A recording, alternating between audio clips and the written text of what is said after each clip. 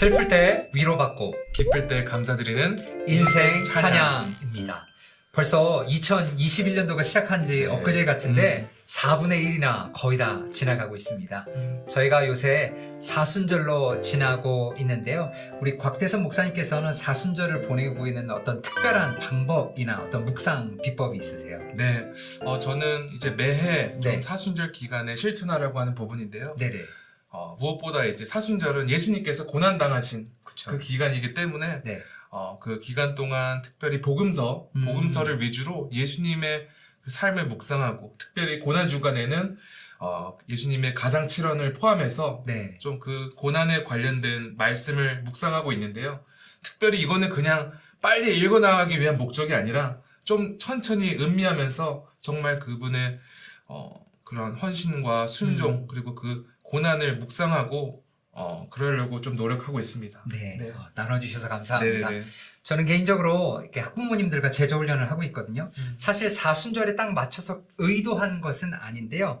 우리 그 과를 통해서 우리의 옛자아는 죽고 예수님은 부활하셨다. 네. 이런 것들이 머릿속으로는 알고 있는데 우리 삶 속에 잘 실천이 안 되잖아요. 그래서 우리 삶의 어떤 불편한 것들을 우리 삶에 계속 끼고 있으면서 우리는 죽었다. 그리고 네. 그리스도는 부활했다라는 것들을 상기시키기 위해서 그런 노력을 특별히 하고 있어요. 네네네. 그래서 뭐 예를 들면 어떤 분은 안 차던 팔찌나 발찌를 차시는 분들도 있고 손에 데일밴드를 끼고 네. 계시는 분들도 있고, 저도 처음에 어떻게 할까 가방을 메고 다녔는데 네네네. 가방에 제약이 너무 많더라고요. 아. 그래서 어떻게 할까 고민하다가 그 결혼 전에 아내와 네네. 커플링 꼈던 게 있었거든요. 네네네. 그 반지를 오른손에 한번 껴봤어요. 그 커플링 아직도 갖고 계세요? 네, 아직도 들어가더라고요. 진정한 사랑꾼이시다. 네. 그래서 보통은 이제 이 결혼 반지를 왼손에 끼고 있으니까 사실 꼈는지 안 꼈는지 인식이 잘 안 되는데 네.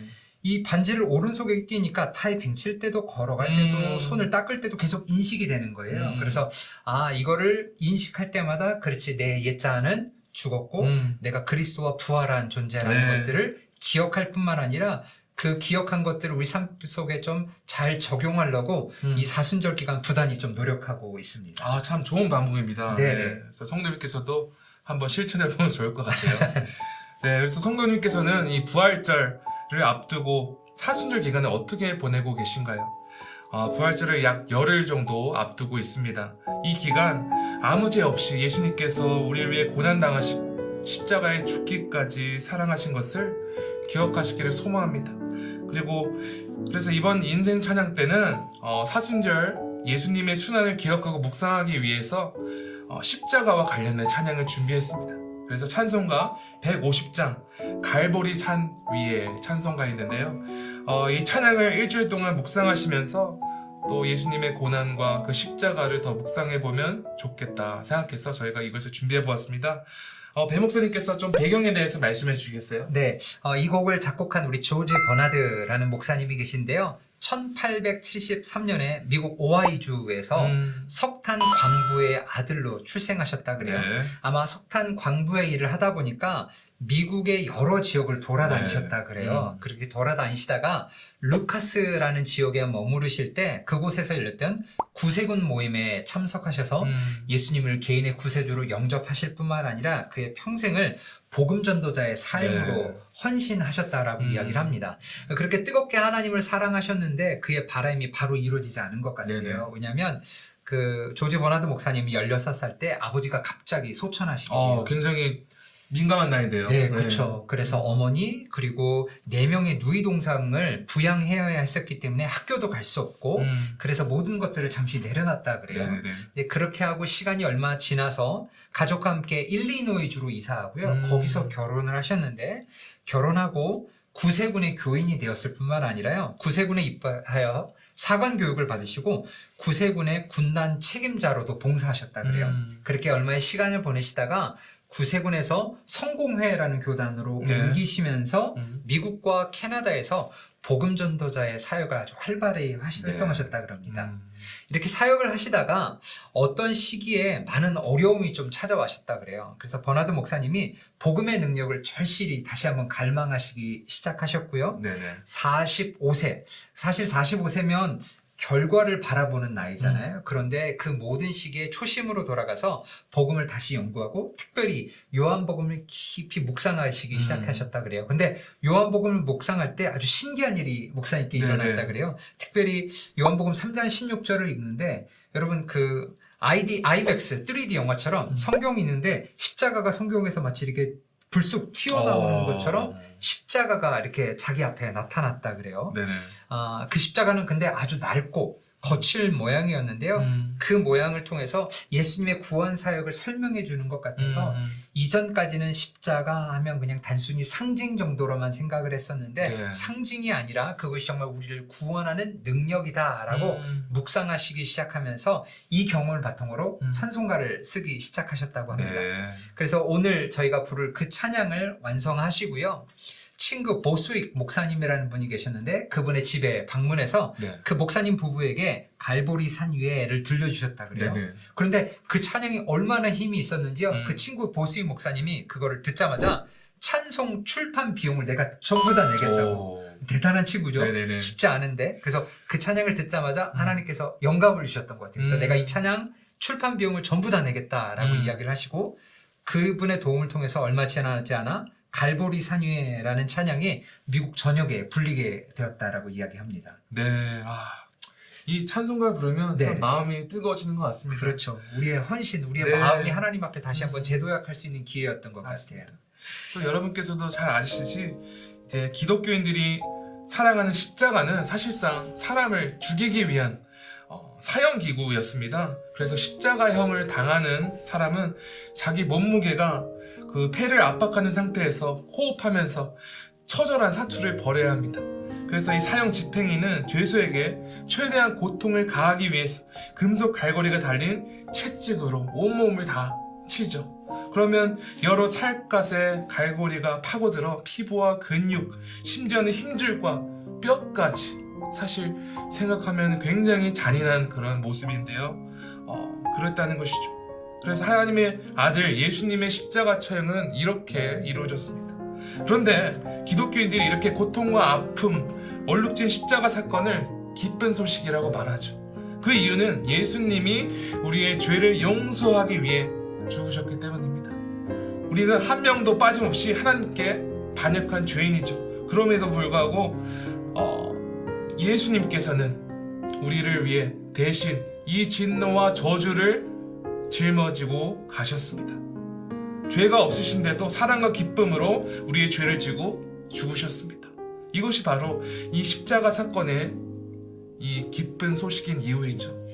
네, 그런 것 같아요. 사실 이 찬양을 통해서 십자가 사건의 대속적 의미가 우리 가운데 다가올 뿐만 아니라 여기 찬송에 보면 험한 십자가를 지신 주님에 대한 아픈 마음이 있음과 동시에 우리가 그것들을 보면서 그냥 관망의 자세로 있는 것이 아니라 우리 역시 그 험한 십자가를 따르고 주님과 동행하지 않겠느냐라는 어떤 헌신의 고백, 헌신의 유도를 우리 가운데 하고요. 그러나 거기서 끝나는 것이 아니라 나중에 찬상 맨 마지막에도 보면 이것이 이렇게 힘들고 어려운 길이 결국에는 우리를 살리는 길이고 맞습니다. 승리의 길이다라는 것들을 선포하는 것들을 통해서 모두 다 이 길을 함께 가자라고 독려하는 것 같아서 저의 마음도 이 찬양을 부를 때마다 이게 뜨거워지고 마음이 울컥울컥 하는 경험이 있었던 것 같아요.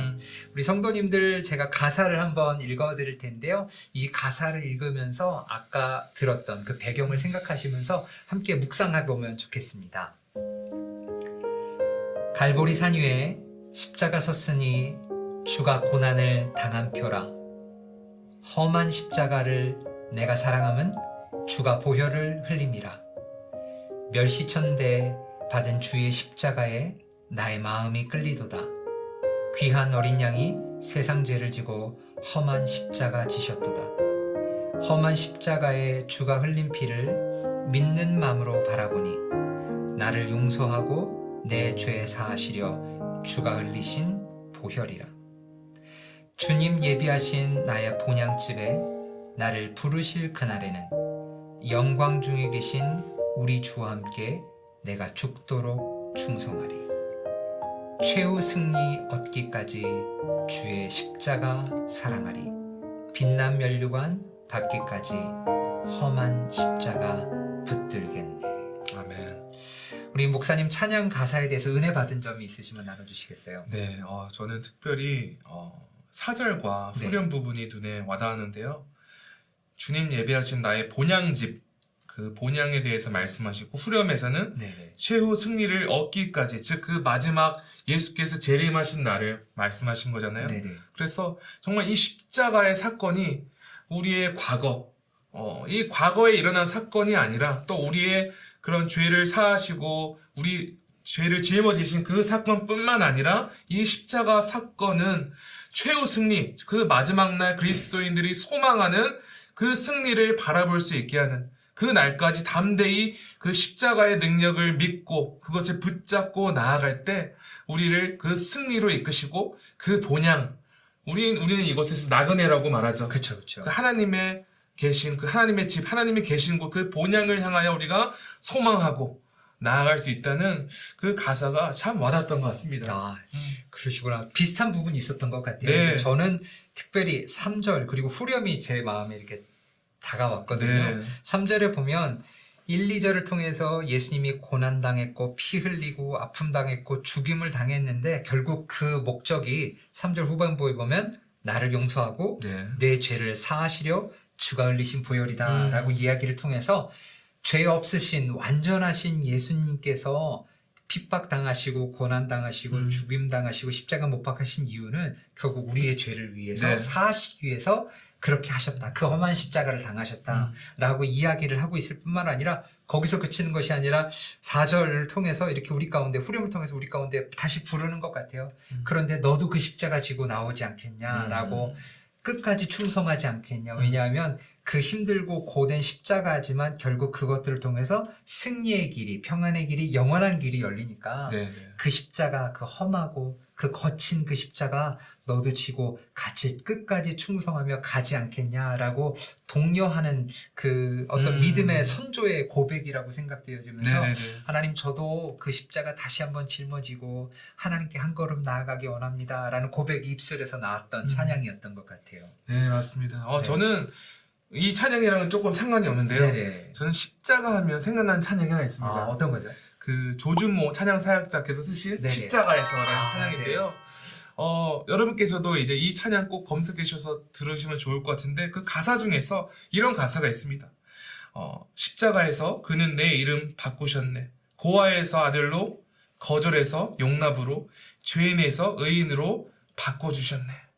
그러니까 정말 이 십자가 사건으로 말미암아 우리의 이름이 바뀌었다는 거죠. 그 이름이라는 것은 우리를 대표하고 그렇죠. 네. 어떤 사람의 이름을 떠올랐을 때 그 사람은 어떤 사람이고 그 사람은 좀 비열한 사람이고 좀 이런 것들이 생각나는데 예수님께서는 우리의 가운데 달려다니는 그 꼬리표, 그 이름에 대한 우리의 존재를 완전히 바꾸셨다는 그 가사에 그런 내용이 담겨서 저는 이제 사순절 때마다 이 찬양을 많이 묵상합니다. 그래서 여러분께서도 조준모 검색 그리고 십자가에서 검색하셔서 한번 들어보시면 좋을 것 같습니다. 네. 저희 유튜브 방송 밑에도 한번 링크를 적어주셔가지고 네, 성도님들이 같이 좀 들으시면 좋을 것 같아요. 네. 마지막으로 이 목사님께서 이 찬양을 쓰게 된 요한복음의 말씀이 있거든요. 요한복음 19장 17절 18절에 있는 말씀인데요. 그 말씀을 읽고 오늘 인생 찬양을 좀 마감해 보려고 합니다. 그 말씀을 제가 읽어볼게요. 그들이 예수를 맡음에 예수께서 자기의 십자가를 지시고 해골, 히브리 말로 골고다라는 곳에 나가시니 그들이 거기서 예수를 십자가에 못 박을새 두 사람도 그와 함께 좌우편에 못 박으니 예수는 가운데 있더라. 아멘. 완전하신 예수님께서 우리를 위해서 십자가에 못 박아 돌아가신 이 사순절 고난주간이 점차 다가오고 있습니다. 우리가 불렀던 이 찬양을 일주일 동안 묵상하시면서 아무 죄 없으신 우리를 위해서 돌아가신 그 예수님의 고난에 함께 동참하고 그리고 그뿐만 아니라 나중에 사망 권세를 이기시고 부활하실 그 예수님과 함께 기뻐하는 모든 우리 성도님들이 되었으면 좋겠습니다. 그렇게 묵상하시면서 주님과 더욱더 아름다운 교제 맺으시길 원하고요. 이로써 인생 찬양을 오늘 마지막으로 마치고요. 또 다른 분들이 사연을 보내주시면 그 사연에 맞춰서 다음 인생 찬양으로 또 찾아뵙도록 하겠습니다. 감사합니다.